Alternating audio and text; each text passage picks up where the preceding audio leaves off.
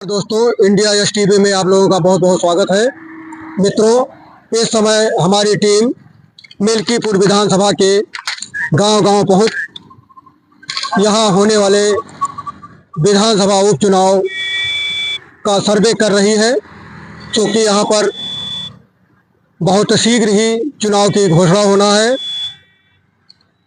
संभावना ये जताई जा रही है कि दिसंबर या जनवरी महीने में यहाँ का चुनाव संपन्न हो जाएगा। विभिन्न दलों के प्रत्याशी इस समय गांव-गांव जनसंपर्क कर रहे हैं, क्योंकि सपा से यहाँ फैजाबाद के सांसद अवधेश प्रसाद के पुत्र को टिकट मिला हुआ है। वही भाजपा से अभी कई प्रत्याशी अपने दावेदारी को लेकर के लखनऊ का चक्कर लगा रहे हैं। वहीं साथ साथ क्षेत्र में भी घर घर पहुंच अपनी उम्मीदवारी जता रहे हैं। इस दौरान देखिए, हमारी टीम टोल प्लाजा पे खड़ी हुई है और हमको मिल गए ये देखिए सूरज चौधरी जी, जो कि कभी सपा के महत्वपूर्ण अंग हुआ करते थे। ये सपा के प्रदेश सचिव पद पर थे, लेकिन इधर अचानक कैसे क्या हुआ कि अपने 40-50 साथियों के साथ इन्होंने 400-500 साथियों के साथ इन्होंने सपा से इस्तीफा दे दिया। अब इनसे ये जानने का प्रयास करेंगे कि अब इन्होंने सपा छोड़ा क्यों और इनका अगला कदम क्या होगा। आइए हमारे साथ बने रहिए। हाँ, सूरज चौधरी। देखिए, मिल्कीपुर विधानसभा जो है, इसी विधानसभा के अंदर मेरा जन्म कर्म है, यहीं बड़े हुए हैं और माननीय अवधेश प्रसाद जी के साथ 2022 से लेकर के उनको चुनाव जिताया। पहले बसपा के कैंडिडेट हुआ करते तो उधर से आकर के बसपा छोड़ करके समाजवादी ज्वाइन किया और अवधेश प्रसाद ने ज्वाइन कराते समय हमें बहुत सारे वादे किए कि आपको बड़ा नेता बनाएंगे, कभी मौका मिला तो आपको चुनाव लड़ाएंगे। इसी अनुसार मतलब आश्वासन के साथ उन्होंने मुझे जो है पार्टी में ज्वाइन करा। लगातार उनके साथ मिल करके कदम से कदम मिला करके एक अच्छे कार्यकर्ता की हैसियत से समाजवादी पार्टी के उनको चुनाव लड़ाया और चुनाव जिताने के लिए काफी जो है तन मन धन से हर तरीके से हर प्रकार के संसाधन से उनके साथ लगे रहे और संजोग से जो है उनको लोकसभा लड़ने का मौका मिल गया। तो हमने उनसे पूछा कि माननीय मंत्री जी, आप लोकसभा लड़ने जा रहे हैं, आप विधायक हैं, अगर ये सीट खाली हो जाएगी तो क्या ये चुनाव मुझे लड़ने का मौका मिलेगा, उपचुनाव यदि होता है तो उन्होंने सैकड़ों बारी मुझे आश्वासन दिया कि हाँ, आप मिल्कीपुर उपचुनाव की तैयारी करके रखिए, यदि मैं इस सीट पे सांसद बन जाऊंगा तो उपचुनाव आपको ही लड़ना है।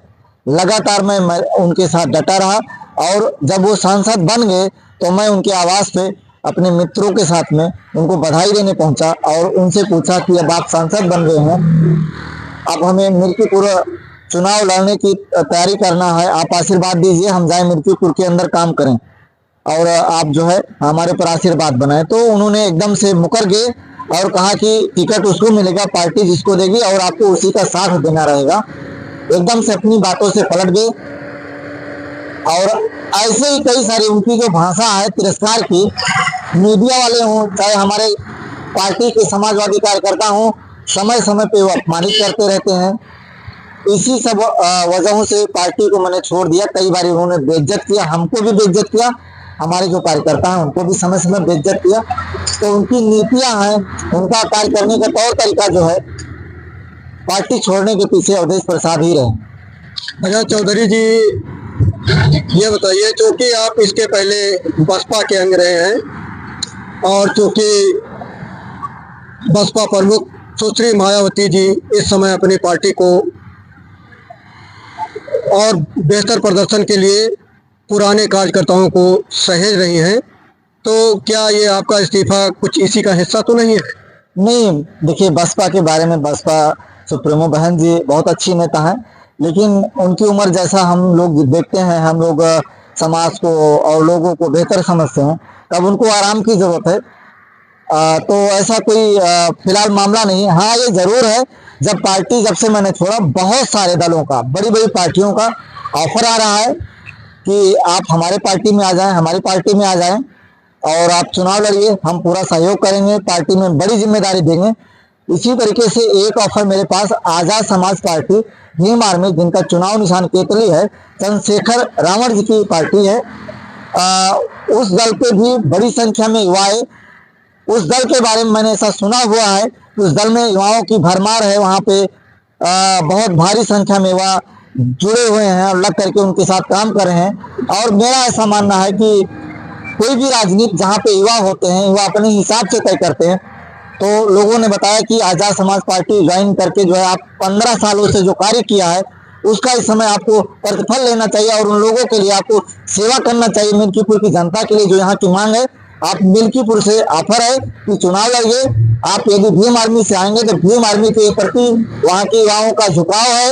और चूंकि बहन जी ने अपने प्रत्याशी को वापस कर लिया और उपचुनाव न लड़ने का फैसला किया है, तो यदि बहन जी उपचुनाव नहीं लड़ती हैं तो उसका सीधा फैसला भीम आर्मी को मिल सकता है। इसलिए आप जो है चुनाव जीत सकते हैं। तो ऑफर है, अभी इसमें कोई निर्णय फिलहाल हम कर नहीं पाए। तो अगला कदम आपका क्या हो सकता है? एक कुछ विकल्प तो आपने सोचा होगा। देखिए, अभी तक तो राजनीति में नहीं जाने का मामला है, लेकिन हमारे जो कार्यकर्ता हैं, हमारे मिल्कीपुर के तमाम साथी हैं, जिले के जो साथी हैं, मीडिया कर्मी जो हमारे मित्रवत हैं, उनका बड़ा दबाव है कि सूरज जी आपको चुनाव लड़ना है, आप जो है बहुत मजबूत चुनाव लड़ेंगे। अन्य जो प्रत्याशी हैं वो बाहर के हैं, आप उसी विधानसभा के जन्मे हैं, वहीं पे बड़े हुए हैं, तो बाहरी बनाम जो है ये चुनाव जो है घर वालों का चुनाव हो जाएगा। वहाँ के युवा, वहाँ के आपके मित्र, रिश्तेदार और जो जानने वाले हैं, यार दोस्त, आपके जो सहपाठी हैं, उनका साथ मिलेगा और इन दोनों बाहरी प्रत्याशियों से अच्छा चुनाव आप लड़ सकते हैं। इसका दबाव है और इसको लेकर के अपने हम मित्रों में विचार भी करें। अगर ऐसा कोई निर्णय होता है चुनाव लड़ने का, तो अपने मीडिया के सभी साथियों को 1-2 दिन के अंदर ही हम बताएंगे, सूचित करेंगे। अच्छा, ये बताइए कि चूंकि अवधेश प्रसाद जी सांसद हैं और उनके पुत्र अजीत प्रसाद को यहाँ से टिकट मिला हुआ है और अजीत प्रसाद सांसद पुत्र हैं, तो यदि आप चुनाव लड़ते हैं तो कितना हद तक वहाँ आप टिक सकते हैं? देखिए, अजीत प्रसाद और मेरी कोई तुलना नहीं है, बिल्कुल भी नहीं है।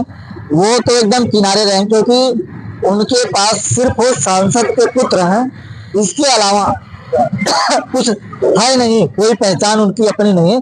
सांसद के पुत्र हैं और सांसद का बड़बोलापन उनको बहुत भयानक वोट से हराएगा, मतलब इतना खराब वोटों से हराएगा।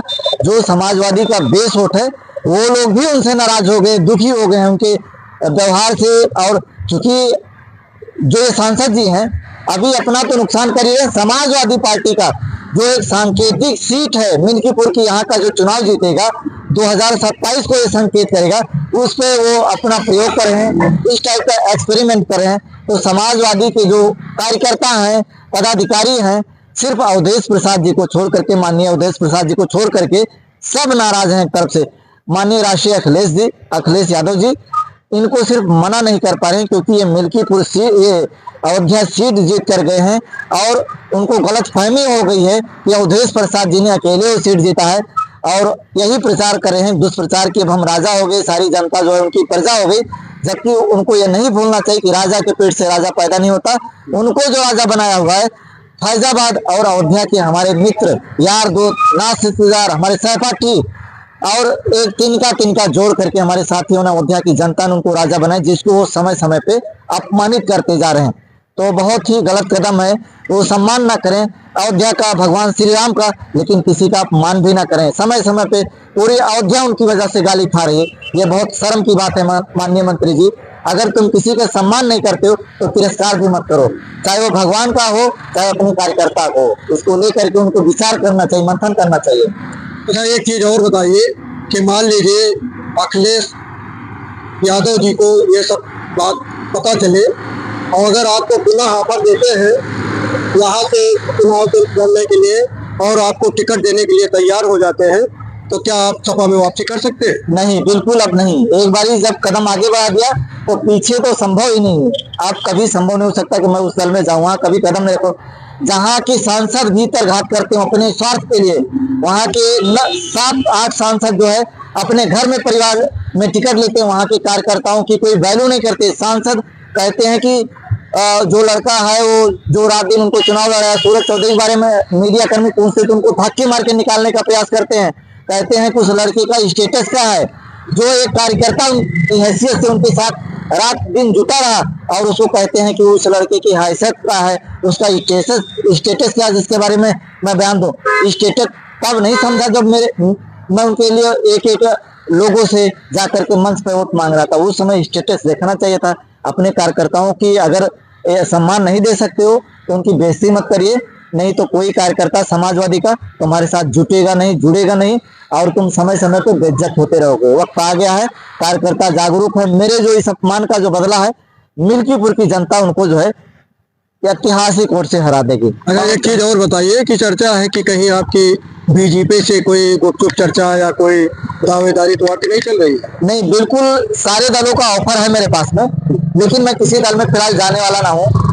अभी कोई ऐसी कोई रणनीति हम लोग की बन नहीं पाई। सभी दलों से, छोटे बड़े दलों से ऑफर था, मेरे दल में आई, लेकिन कतई नहीं, कुछ नहीं, कहीं नहीं जाना। में जाना होगा तो फिर हम उपचुनाव जो ये फाइट हो रही, इसकी शर्त पे हम जो है विचार कर रहे हैं। कोई रणनीति अभी फिलहाल हम तय नहीं कर पाए कि हमें जाना है, नहीं जाना है, चुनाव लड़ना है कि नहीं लड़ना है। 1-2 दिन में निर्णय हम जरूर ले लेंगे। जैसे निर्णय होगा तैसे हम अपने साथियों को सूचित करेंगे। बस आज यहीं तक। इंडिया एसटीवी के लिए एसपी पांडे की रिपोर्ट। India STV